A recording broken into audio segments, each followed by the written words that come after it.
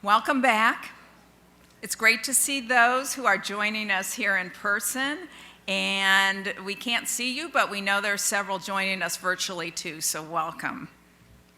We are the place to be challenged by leading speakers and advance great ideas collectively.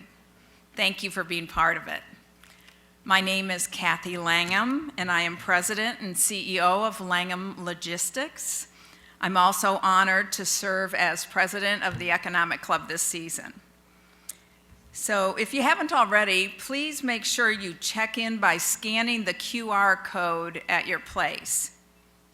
That helps us get a good mailing list to let you know about future events. Before I introduce the President's Table, I'd like to take a moment and thank this season's presenting sponsor, One America. Please join me in a big round of applause for One America.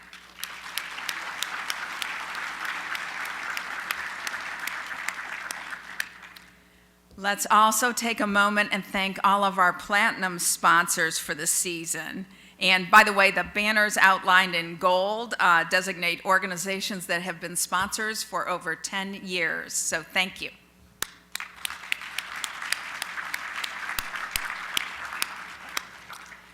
Let's expand today's conversation through social media.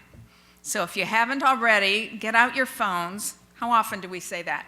Get out your phones and post or tweet or like us so that all your friends will know you're here at the Economic Club this afternoon.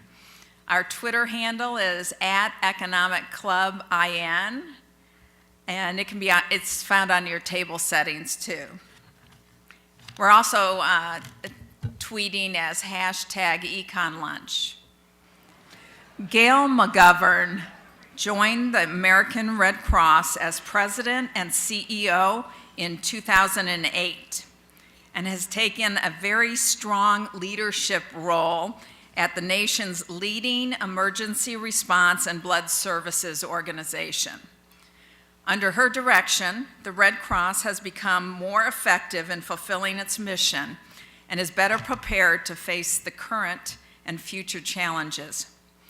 Her transformational initiatives have led to improved financial stability and have expanded the reach of the life-saving Red Cross initiatives. McGovern has initiated extensive modernization at the Red Cross. Among them are an overhaul of Red Cross IT systems and the growth of the organization's leadership in social media and mobile, including the introduction of a series of free apps that put life-saving skills at people's fingertips during emergencies. If you have not checked out their website, you really should do that. It is amazing, the resources on that website. During her tenure, McGovern has overseen the American Red Cross response to multiple high-profile disasters across the country and around the world, including Hurricane Sandy in 2012, Hurricanes Harvey, Irma, and Maria in 2017, as well as the multitude of tornadoes, hurricanes, floods, wildfires, home fires, and other local disasters that affect our country each year. Prior to joining the Red Cross, McGovern was a faculty member at the Harvard Business School and earlier as president of Fidelity Personal Investments, which is a unit of Fidelity Investments. She was also executive vice president at AT&T for the Consumer Markets Division, the company's largest business unit, and was responsible for its $26 billion in residential long-distance service. I can't wait to ask you how you went from for-profit to not-for-profit after a role like that. She earned a Bachelor of Arts degree from Johns Hopkins University and an MBA from Columbia University. McGovern is currently a board member of trustees for Johns Hopkins Medicine. She also serves on the boards of directors for DTE Energy and PayPal. McGovern was recognized by Fortune magazine in 2002 and 2000 and 2001 as one of the top 50 most powerful women in corporate America. Please join me in welcoming Gail McGovern to our stage. Thank you so much, Kathy. I really appreciate that kind introduction. And thank you, everyone, for sharing time with us today. It's such a pleasure to be with you, and I'm very grateful for the Economic Club of Indiana for your wonderful hospitality. And I also deeply appreciate the opportunity to be able to talk about the mission of the American Red Cross, particularly during these very turbulent times. The challenges that we've been facing just seem endless. The increasing size and velocity of disasters, the pandemic, civil unrest, a severe blood shortage, the crisis in Ukraine. Without a doubt, I can say that the past 2 years have been the most challenging 2 years in my 14 years at the American Red Cross. But despite the challenges, Red Crossers stepped up, including our generous donors, community partners, and our dedicated volunteers and employees. And they continue to fulfill our mission, which is to alleviate suffering in the face of emergencies. Their generosity never ceases to amaze me. And I know that the situation in the Ukraine is top of mind for everyone as we watch the heartbreaking scenes unfold on the news. So let me give you an idea of what we're doing to help. By way of background, the American Red Cross is part of a global movement. Virtually every country has either a Red Cross or a Red Crescent Society. I have 192 counterparts around the world. And we also work with the International Committee of Red Cross, and their primary mission is to go to war-torn countries to help provide humanitarian aid. At this point, more than 3 million refugees have already fled Ukraine, and more than 14 million people within the country are in need of essential services like food and water and health care. The Global Red Cross and Red Crescent Network is helping the most vulnerable. Many are women, children, people with disabilities. They're arriving at neighboring countries heartbroken and utterly exhausted. And when they step off a train or walk across the border, the Red Cross from that country is there. They're providing emotional support, comfort, and care. And as you would imagine, those who remain in Ukraine are also increasingly vulnerable. Necessities like food and water are becoming scarcer. And the International Committee of the Red Cross and the Ukrainian Red Cross are aiding the injured. They're providing food and water to thousands that are in bomb shelters or at train stations as war rages all around them. The American Red Cross is providing financial support to our Red Cross partners in the Ukraine and in neighboring countries. Our partners are providing hot meals, counseling, safe shelter, medical assistance, and critical care items. We've also deployed specialized staff to help in the region in Poland, Moldova, Hungary, Romania, to provide technical expertise in IT and in communications. The situation is gut-wrenching, and we'll continue to do everything we possibly can to be able to help. And of course, oh, thank you. Thank you. Thanks so much. Of course, domestically, over the past 2 years, we've been dealing with challenges due to the pandemic, as all of you have been, I'm sure. COVID-19 didn't change our mission, but it certainly did force us to quickly change the way we deliver our mission. And I am humbled and proud to say that just like we've done for 140 years, the Red Cross rose to the challenge.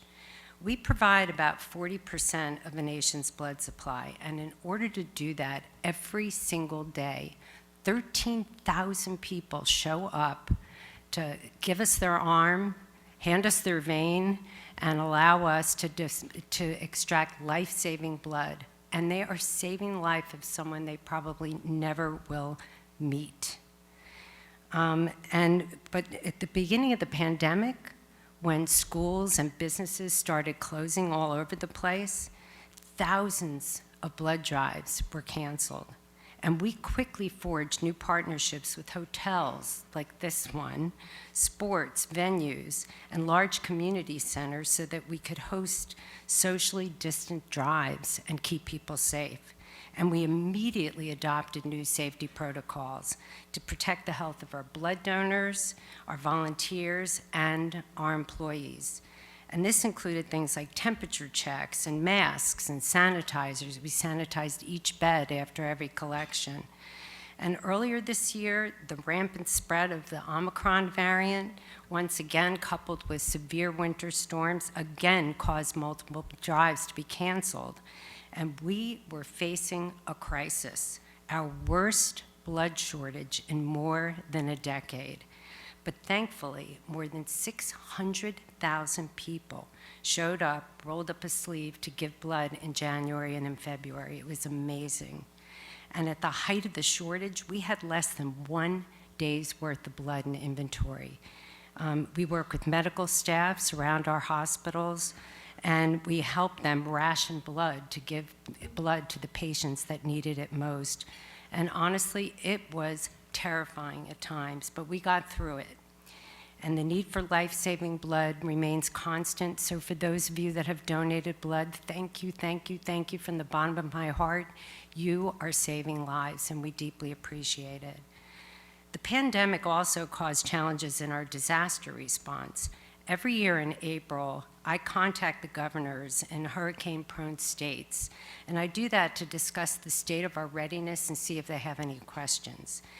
And during the pandemic, call after call, the governors kept asking me, are you guys going to show up? Will your volunteers show up during a pandemic? And I have to tell you, I heard it so often, I started wondering, would we show up? Understandably, a lot of organizations stood on the sidelines during the pandemic, but our volunteers did show up. We respond to 60,000 disasters every year, and these events range from hurricanes or wildfires that decimate whole communities to home fires that impact a single family. And we're there to provide safe comfort, support, emotional support, the resources needed to begin life again. And after the pandemic hit, when hurricanes and wildfires and tornadoes displaced families, we had to quickly pivot to not opening up large congregate shelters like we usually do. We put people in hotel rooms whenever it was possible.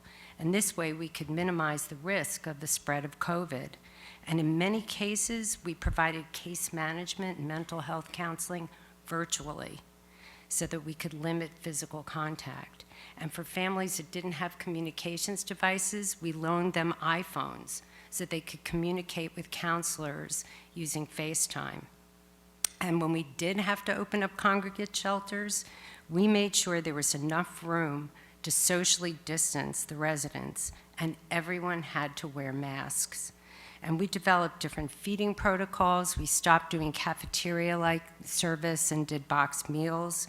And I am very proud, but also really relieved to be able to tell you that we did not have a single outbreak of COVID in our shelters, which was really remarkable. Thank you. Thank you. And in the midst of all these changes, as you know, we faced record numbers of disasters. In fact, the last 2 years, it was just incredible. In 2020, there were 30 named storms in the Atlantic during hurricane season, which was an unprecedented number, and 12 of those storms made landfall and brought significant damage to communities in the Gulf Coast. 2020 also saw record-breaking deadly wildfires during much of the West. And there was a devastating Midwestern derecho that caused significant harm to communities in Iowa, Illinois, Wisconsin, and here in Indiana. 2021 was another catastrophic year for disasters. In fact, the Red Cross responded to 366 large disasters last year, including more wildfires in the West, deadly flooding in Tennessee, Hurricane Ida that took out a lot of the Gulf Coast and went straight up the eastern seaboard, deadly tornadoes that tore through Kentucky and 3 other states in December last year. And in 2021, we had the most large-scale responses than in any other year in more than a decade.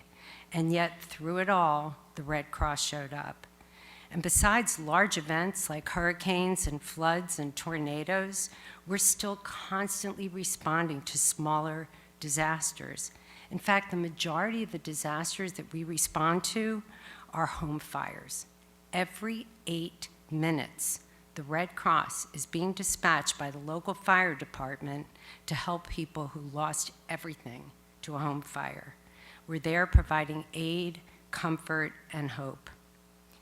But sadly, nearly 2,500 people a year die in home fires, and 13,000 additional people are injured because of home fires. And many of the injuries and deaths can be prevented if people had the proper tools and education. And that's why we launched our home fire campaign. We go into vulnerable communities across the country, and we carry drills and step ladders and boxes of smoke alarms, and we install them. And while we're there, we make sure that the residents have evacuation plans that they can use in case of a fire. And since the campaign began in 2014, we have now installed more than 2.3 million free smoke alarms. And thank you. But the best news of all is because of this campaign, we have saved more than 1,200 lives. And that is just amazing. Thanks. During the pandemic, we also adapted how we teach life-saving courses like CPR, first aid, and water safety. On average, 4.6 million people take our life-saving classes so that they can save lives. And understandably, people were very worried about being in a small classroom that was crowded and breathing into a mannequin during the pandemic. So we quickly developed a new suite of first aid and CPR courses. It's a hybrid. So a big chunk of it is done online, and then we have people come in smaller classrooms with smaller classroom numbers to breathe into their own mannequin to show their proficiency in doing CPR. And of course, the Red Cross is also continuing our work to provide comfort and care to the members of our armed forces, our veterans, and their families. In fact, the Red Cross provided more than 550,000 contacts and emergency services to the military community this past year. And this can be anything from delivering news about a tragedy at home to something joyous like bringing a service member home to witness the birth of a child. And I am the wife of a Vietnam vet, the daughter of a World War II vet, and a very proud mom of an active duty airman. So this part of our mission has a special place in my heart. And I am so proud of how we were able to carry out this part of our mission during the pandemic, because we used to take the phone calls in big, giant call centers. We sent everyone home, used technology, and now they're taking all of those calls from their homes. The Department of Defense recently asked us to send 30 people to Poland and Romania. We have people stationed in military bases, US military bases all around the globe. And they asked us to go there because we now have troops stationed there because of the crisis in Ukraine. And last year, the Defense Department asked us to help with the intake of 50,000 Afghan evacuees. And thousands of men and women and children presented with nothing, no food, tattered clothes, missing shoes, soiled diapers. It was heartbreaking, but also gratifying work. And our volunteers told us that it was a life-changing experience for them. And we continue to help our sister Red Cross societies internationally by providing training for disaster preparedness and disease prevention. In fact, we help vaccinate more than 3 billion children across the world against measles and rubella. And as you can imagine, all the adjustments we had to make during the pandemic to carry out our mission weren't easy. Many of them were quite costly, and it feels like just about every Red Crosser was working in overdrive for 2 solid years, but we persisted and we powered through because countless people need the American Red Cross. In fact, during this turbulent period, there were so many times I kept asking myself, where would the country be without the Red Cross? During my very first month at the Red Cross, I spoke with one of our volunteers, and she volunteered in an area where the fire department was being dispatched us constantly. And she told me that when she was dispatched, she would basically find the street and then just look for the fire engines. And she said one night she was driving down a street and she didn't see the fire department. And suddenly she noticed 12 people who were sitting on a stoop in front of what used to be a structure that was just a pile of ashes. So she asked me, what happened to the firefighters? And a gentleman said they had another fire to respond to, but they told us to just sit here and wait because the Red Cross would come. They told us that the Red Cross always comes. And that was so profound for me. I mean, what would happen to that family who lost everything if the Red Cross wasn't there? Despite all of these challenges, I will say that 2 things continue to give me comfort, and it's the power of our mission and the generosity of our donors and volunteers. But if you were to ask me what 2 things are keeping me up at night, I would say it's the escalating crisis in the Ukraine and climate change. And sadly, there isn't very much that the Red Cross can do to stop wars or conflict. We can give them very much needed humanitarian aid. But I do think we can make a difference during the climate crisis. In fact, given the incredible increase in frequency and scale of disasters, it's hard for me to think of an organization that's been impacted more than the Red Cross than we have. Our nation has experienced a 6-fold increase in the number of billion-dollar disasters over the last 40 years. And in the last decade alone, we've seen a doubling of the number of billion-dollar events. There have been so many extreme weather events that have happened all across the country in times when you wouldn't even expect it. From deadly heat waves in the Pacific Northwest to unprecedented winter weather in Texas to record droughts, unpredictable derechos, tornadoes in December, and year after year of endless wildfires in the West and hurricanes in the Gulf Coast. And this challenge is something that the Red Cross in our nation have to contend with. For our part, the American Red Cross is committed to mitigating the humanitarian impacts of these multiple disasters.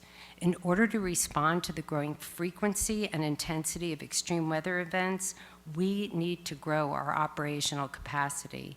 And this means a larger workforce, more employees and more volunteers, and enhancing our fleet, supplies, and technology.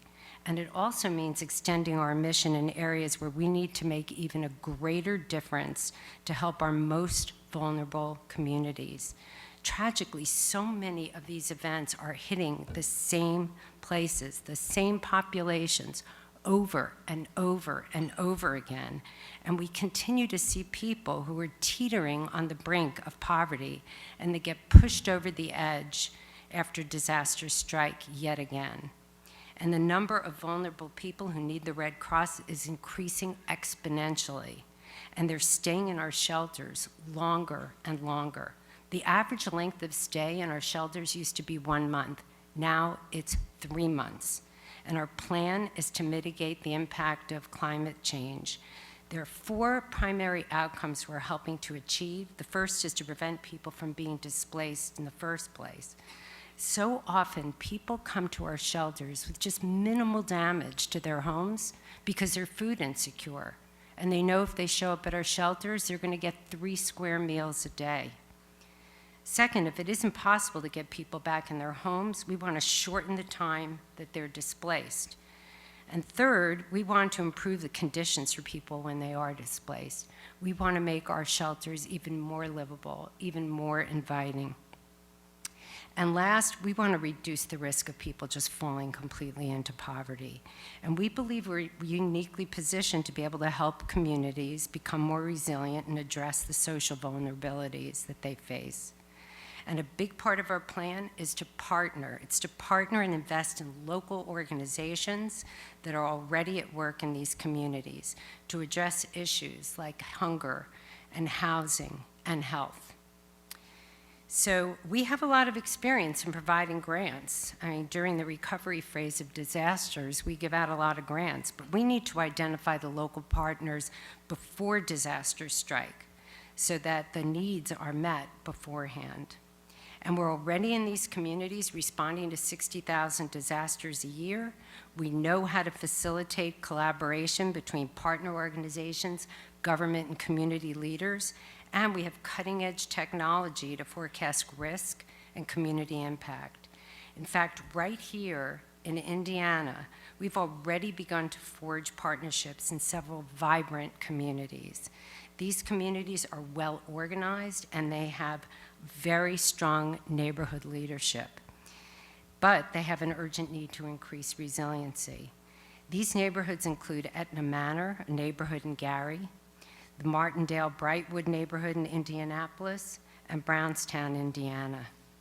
Leaders and neighbors in these areas are using Red Cross programs like CPR training and the Home Fire campaign to make their communities safer and more resilient. And in many ways, this effort marks a fundamental change in how the Red Cross operates. Traditionally, we blanket people during a disaster, and we give them food and shelter, and we help them for their recovery. And of course, we're going to still continue to do that, but we're also putting a greater focus on enhancing community resiliency, especially in the most vulnerable neighborhoods. And I hope you can tell by my enthusiasm, I am really excited about the work in this area. And of course, it's going to take a lot of resources to accomplish it all, increasing our capacity, building resiliency. So we're currently planning a multi-year fundraising effort as well. I truly believe the Red Cross is the right organization at the right time to help mitigate the humanitarian effects of climate change. People know us, they see us every day in their communities, and they trust us. In fact, the market research company Morning Consult, who does all the polling for political events, they recently compiled the list of the 100 most beloved nonprofits, and we came in at number 5. And the list is based on metrics like favorability, trust, and community impact. So I feel like we're uniquely positioned to tackle these challenges. So in closing, this period continues to be part of our country's history that is like nothing any of us have ever experienced. We've gone through so much over the last few years, but at this moment, I cannot imagine anywhere I'd rather be than at the American Red Cross, because our Red Cross family is making a difference in saving lives.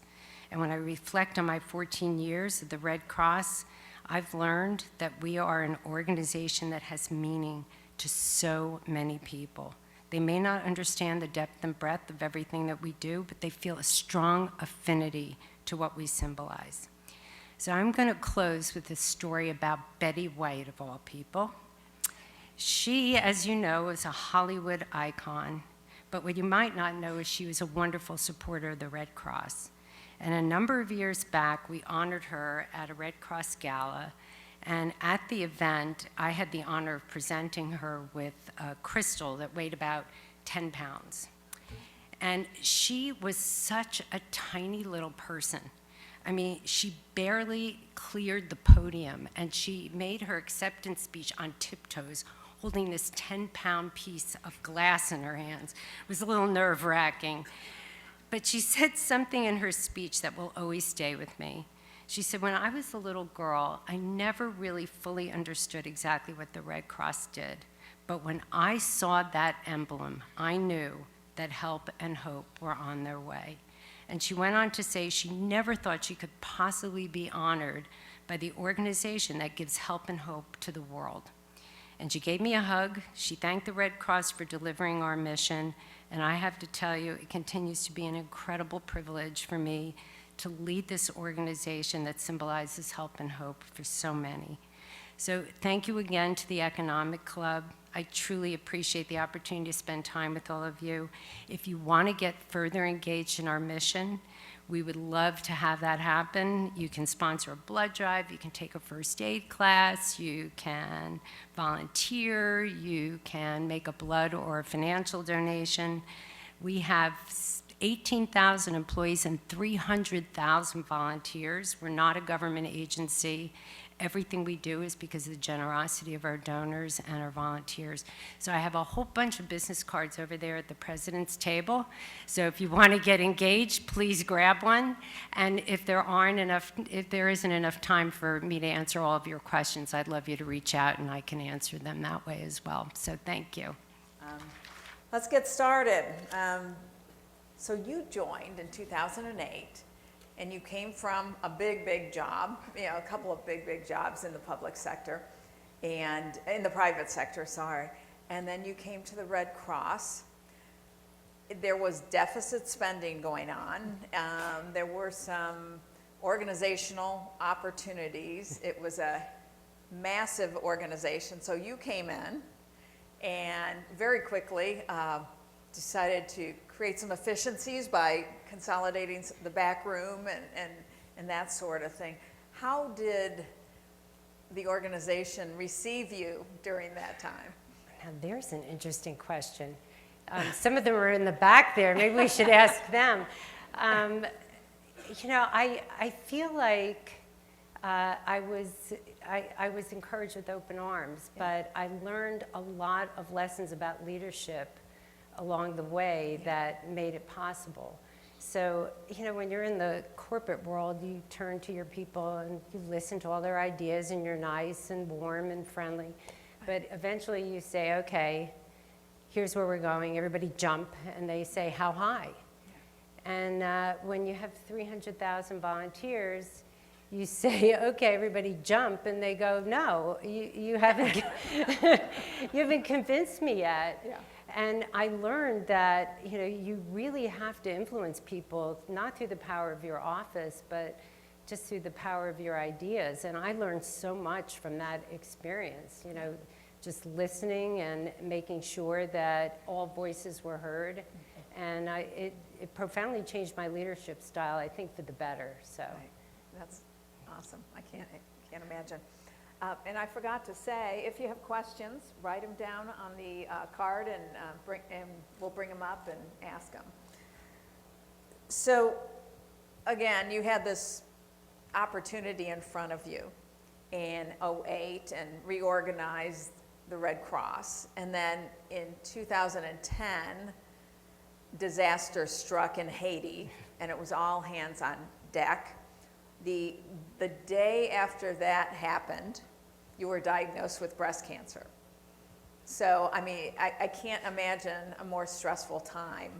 How did you handle all that? So, it definitely was stressful. It was the second time I was diagnosed with breast cancer. So, my surgeon basically said we were going to go through the same drill. So at least I wasn't staring at the great unknown. I knew what was going to happen, and I knew that I got through it once, I was going to get through it again. I certainly wasn't thrilled about it, that's for sure. But I guess in some ways the need in Haiti was so great, and it occupied so much of my thought process for weeks and weeks on end that I don't need to sound glib, but the breast cancer almost turned into like an inconvenience, not something that was life-threatening because they caught it so early. But I have to say that was one heck of a challenging year. It still pales in comparison with the last 2 years, I will say. Is that right? Definitely. Oh, gosh. Well, to hit a little bit on the Ukraine situation, I think a lot of us in the room have been contacted by some very awesome people and organizations saying, we want to be involved, we want to help, from a logistics, supply chain perspective, or just money. In my world, it's more the truckers and supply chain folks. But is there a way, is that coordinated at all?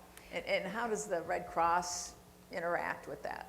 So first of all, that's a really good question.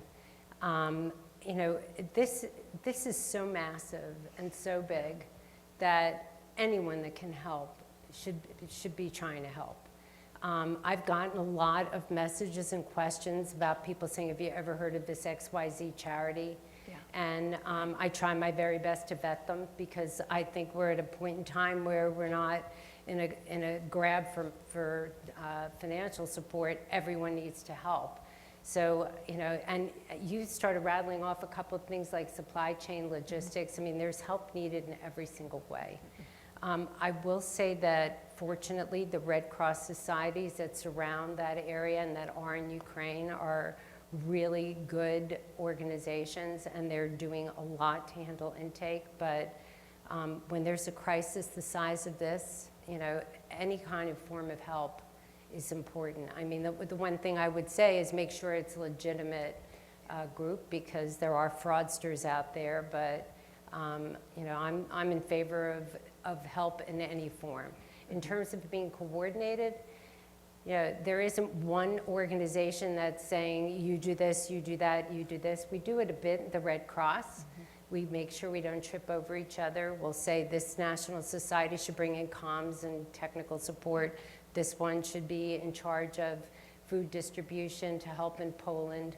We coordinate ourselves quite well, but this is all hands on deck. Yeah, great. Switching a bit to COVID.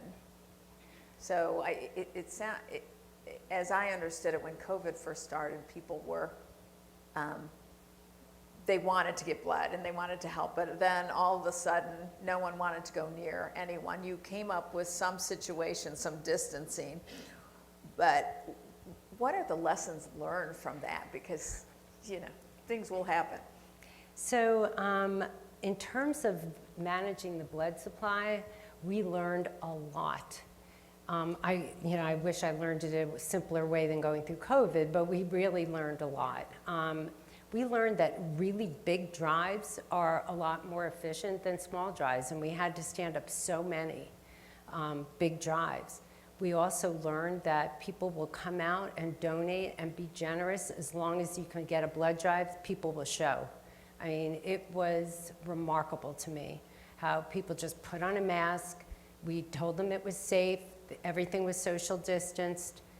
They just came out and showed. So we learned how to be more efficient, how to be more effective. And the other thing is we learned hard lessons on how to give our hospitals blood when we were in a rationing situation. And they did some remarkable things too. They postponed some surgeries. When the blood supply started getting rich again, they quickly performed a surgery. So I guess the biggest lesson that we learned was just flexibility, how to deal with demands for blood that were very spiky as opposed to smooth, which we usually experience. And the hospitals are having labor shortages, so they also have shortages problems as well. So flexibility was probably the biggest lesson learned out of all of that. And in terms of staying on the blood donation topic, is there a certain segment of the population that gives blood more than another, or age group, or do you slice and dice it that way? So one of my favorite things to do is to go to a blood drive and just ask people, why do you donate blood? Yeah. I have heard the most remarkable stories. My niece has leukemia, she's getting platelet transfusions. My son is on a dialysis machine and he's gotten transfusions. And I have met people that are 17 years old at blood drives. I met a man in his 80s who had donated 19 gallons of blood. I mean, it's just unbelievable. There there's no description of a typical blood donor. They just really and truly want to save lives, and they show up from all kinds of walks of life, every kind of demographic you can possibly imagine, and it is probably the most heartwarming thing I've experienced, that people will let us put an 18-gauge needle in their vein, knowing that it's not pleasant, and yet they're saving a life. And 13,000 people do it every day, and it can't be the same 13,000, because you can't keep donating blood every day. So it's, there's no such thing as what's a typical blood donor, unless, it's somebody who cares deeply and is generous and really wants to. That's the other thing I hear all the time at the blood drives. Why do you do it? Because it's the right thing to do. And I guess I'll just push on that a tad, because it feels like the Red Cross is such a rich history for so many years. And how do you sustain?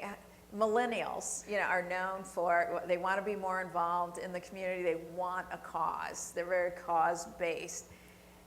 Have you seen this in blood donations? So a lot of millennials donate blood. Yeah. We have clubs on colleges and in high schools, and they stand up blood drives. It's amazing. They organize them themselves.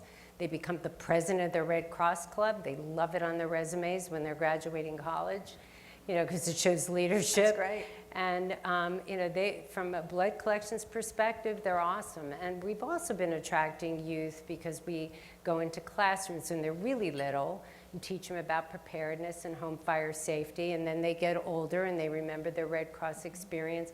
We kind of have something for every life cycle to make sure that we get young people to come to the Red Cross. That's great.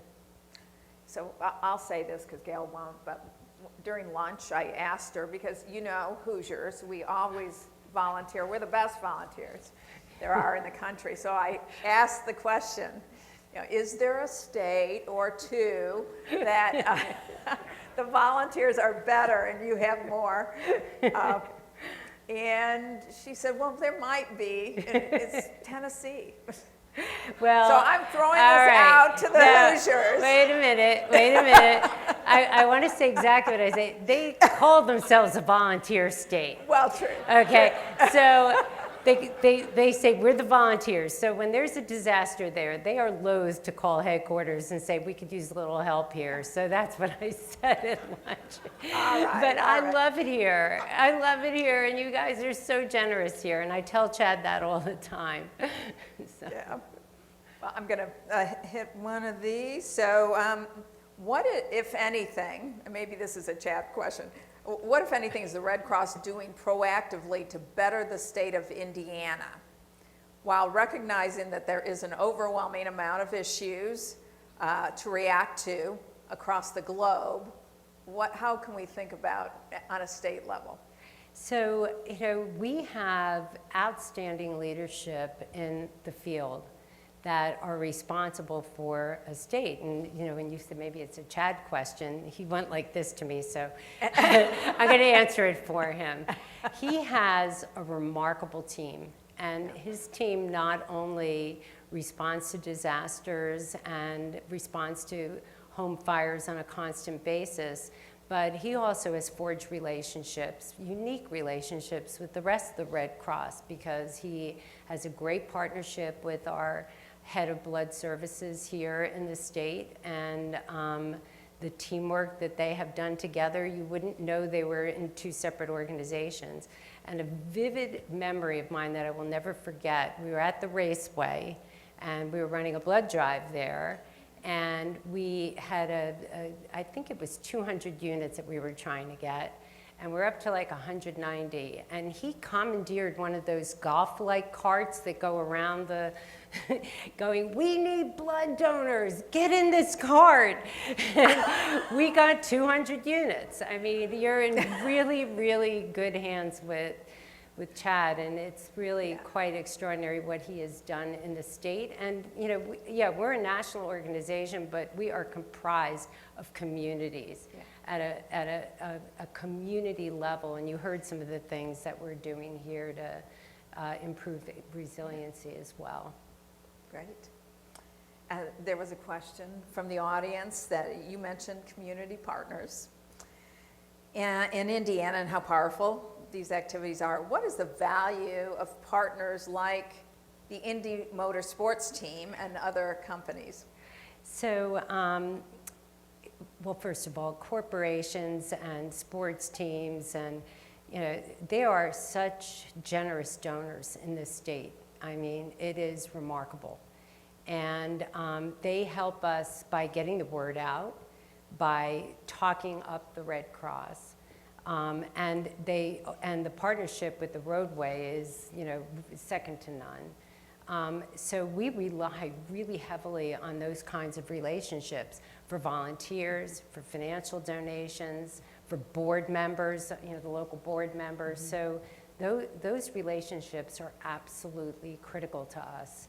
And, we were talking about the generosity of Americans in our country. I mean, the gifts that we get range from large foundations that do, wonderful things for us financially, to the $1 bill I got crumpled up in an envelope that came from the Tooth Fairy to help people. I mean, there is a need in our country where you don't see it anywhere else, where they just have to help. And, we talk about, it's a divided nation and everybody has so much vitriol and, we talk about that, but from where I sit, I get to see the generosity of the American people, and it's really something to see. It just warms my heart.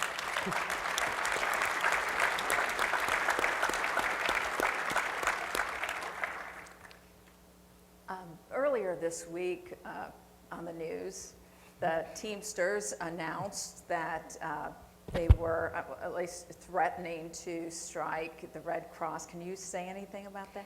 Yeah, I mean, they gave us a letter that was an intent to strike. We are still negotiating every day. In fact, we have been negotiating good faith for close to a year because we saw the contract was going to expire. I have hopes, I'm crossing my fingers, my eyes, and my legs, that we're able to come to an agreement and it won't come down to a strike. We care deeply about our employees. We want to make sure that we take care of them, and we have done so quite a bit during the pandemic with additional wages, with benefits. So I'm really hoping that it doesn't come down to that. I tend to think our employees would prefer that we didn't have a strike in the midst of all of this. And so everybody keep your fingers crossed for us, because we have to the 31st to resolve it, and teams are meeting as we speak right now. Great, great. Something that comes to mind when we hear of all these disasters, and there are more and more and more.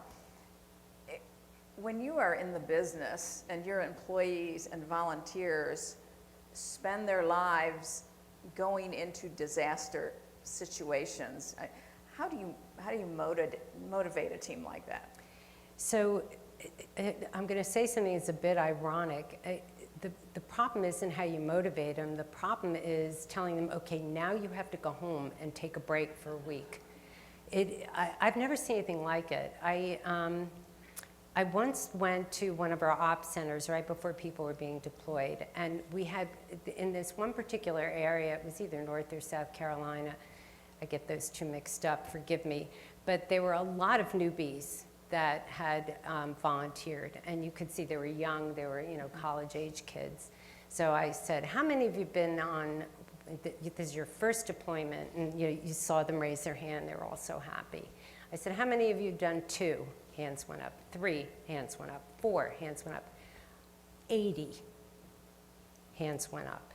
80 deployments. And these deployments, some of them require you to be on the ground for 3 weeks, working long, long shifts, managing shelters. And we have to say, stop, go home. It becomes almost your life's goal. And it is amazing to see people step out and do this. There are times, and by the way, we don't just, do this ourselves. We partner with so many organizations. If you go into one of our shelters, you'll see T-shirts that say Mercy Corps or Save the Children or Salvation Army. We have people that cook our meals that we distribute. This takes a village, and our volunteers, Islam Relief, Suchi, name a religious organization, they come out and help. You know, years ago we thought we had to be the only game in town. We're not. We're a coordinator of a lot of nonprofits that help during disasters. But I have not experienced, I'm probably jinxing myself, I'm knocking on this. I've not experienced a shortage of volunteers. It's more like, you know, okay, you know, go home, regroup. We have a staff wellness center, so our volunteers could come in there and talk if they've seen something that was, you know, really upsetting to them. That job is like the loneliest job. People just, they don't want to stop. It's really quite amazing. They don't go in, they just keep going. Wow. Gail, thank you for sharing today with us. Thank you for Really letting me appreciate it. Thank you for letting me be here and to talk about our mission. Of It's a course. privilege. Thanks, Kathy. Thanks. Thank you, everybody. Thank you.